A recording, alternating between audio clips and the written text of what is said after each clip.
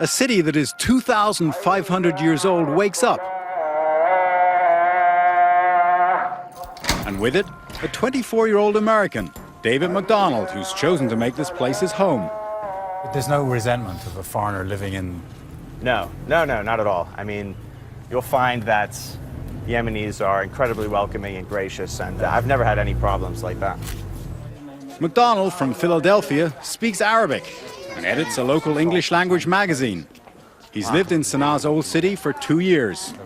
You would expect to see these kinds of buildings, this kind of history in sort of a museum or sort of a specially preserved area. But it is a living city with hundreds of thousands of people. That's why I feel very fortunate to be able to live here. Sanaa is the capital of Yemen, founded as a trading post for caravans taking frankincense and myrrh to the west. Isolated from much of its history and surrounded by 30-foot-high walls, the old city of Sanaa has changed little over the centuries. We could be walking down the street 1,000 years ago. Yeah. And it's well, again, that's the charm. I think that's what attracts myself and a lot of others here. In 1986, the old city was declared a World Heritage Site by the UN to preserve its unique architecture. Principally, these tower houses, 5 to 9 floors high, found nowhere else in the Middle East. It's quite a workout, 6 floors every time you need to go up and down. Yeah, it's a bit much, but saves me having to go to the gym. Breakfast is bread and beans. McDonald has adapted easily to Yemeni life, and although he's wary of the threat from Al-Qaeda in rural areas, 17 foreigners have been killed here since 2007, he feels safe in the old city. I tell everyone that I'm American when they ask, and I've never had any problems at all. We head for the souk, the marketplace in the center of the old city, where we find a man selling frankincense and myrrh, aromatic resins from trees that have grown here for millennia. 500, 800.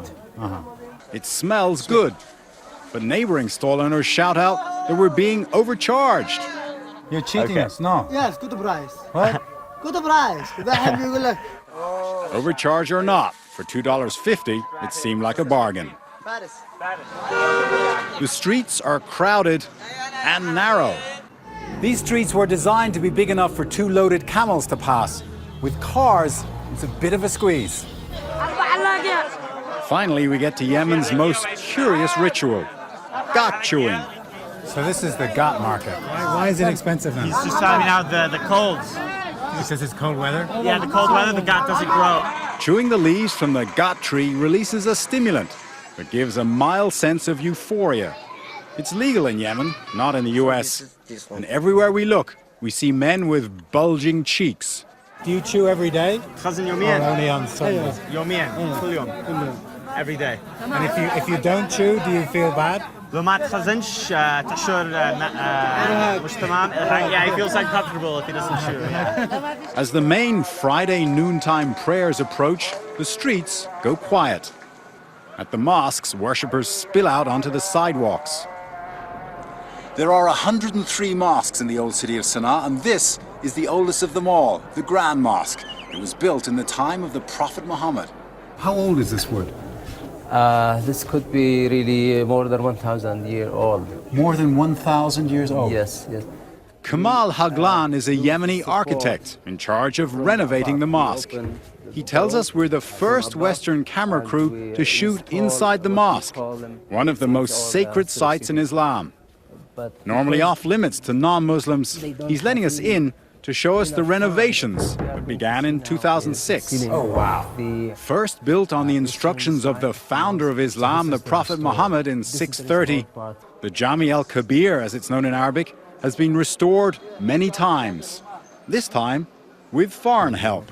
Buongiorno, everybody. Buongiorno. 5 Italians, a Turk, and an American, alongside 57 Yemenis.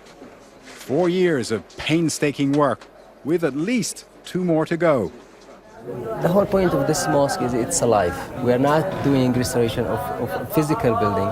We are doing restoration of the cultural and religious and atmosphere of this building, the spirit of the building, actually. And the spirit of the old city? Yes.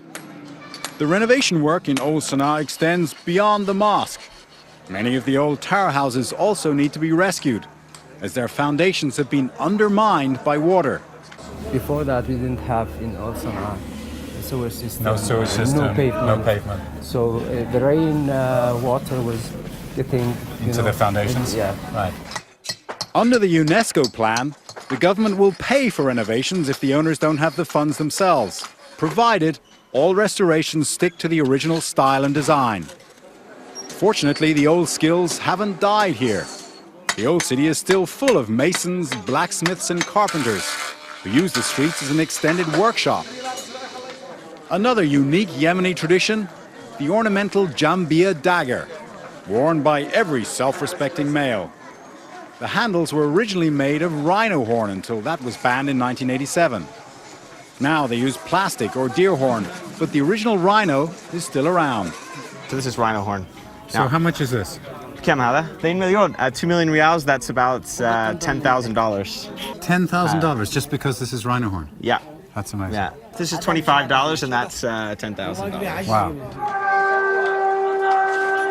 As dusk falls and the city shuts down for the night, we stop for tea at an old caravanserai, an inn where merchants used to unload their camels and spend the night. So if there was a caravan coming through, the camels would sort of stay here, and then the travelers would spend the night in these rooms. So it's like an inn. Yeah, basically. Cozy. I'm sure it was. I'm sure it was the Sheraton of its day. They don't trade with camels anymore, but many of the old traditions are still alive in Sana'a, a city where the present still feels very much like the past.